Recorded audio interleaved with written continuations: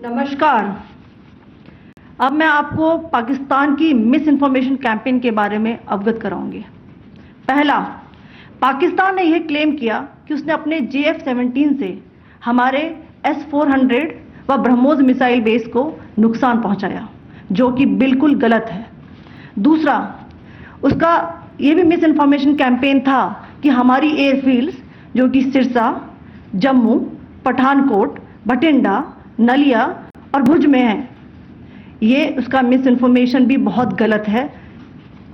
तीसरा, पाकिस्तान के miss information campaign के मुताबिक हमारे एम्यूनिशन डम्प्स जो चंडीगढ़ और बियास में है उसका डैमेज हुआ, यह भी बिल्कुल गलत है।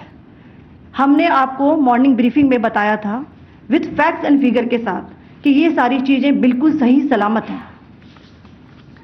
अब मैं आपको बताना चाहती हूँ कि पाकिस्तान के एक प्रेस कॉन्फ्रेंस में ये बात की गई थी कि उनके सीनियर मिलिट्री ऑफिसर्स जो कि पूरी तरह से ये भ्रामक हैं और तथ्यों से दूर हैं कि पाकिस्तान की ओर से ये झूठा आरोप भी लगाया जा रहा है कि भारतीय सेना ने मस्जिदों को नुकसान पहुंचाया।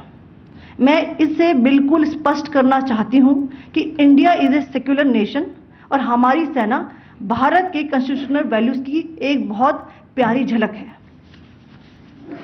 इंडियन आर्म फोर्सेस ने पाकिस्तान को बहुत भारी नुकसान पहुंचाया, उनके मिलिट्री इंफ्रास्ट्रक्चर्स को, चाहे वो लैंड एसेट्स हो या फिर उनके एयर एसेट्स। यही नहीं, इंडियन आर्म फोर्सेस ने पाकिस्तान की एयरफील्ड्स स्कर्दू, जकोबाबाद, सरगोदा और बुलारी को बहुत नुकसान पहुंचाया।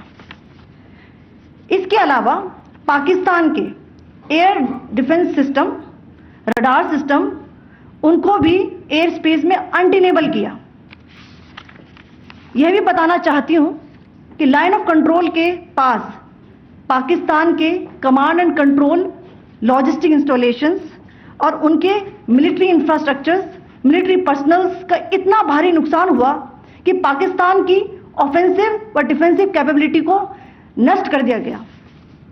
अंत में मैं फिर से ये बात दोहराना चाहूंगी, इंडियन आर्म फोर्सेस पूरी तरह से तैयार है, सतर्क है और भारत की संप्रभुता और अखंडता की रक्षा के लिए पूरी तरह से कमिटेड है। धन्यवाद। जय हिंद।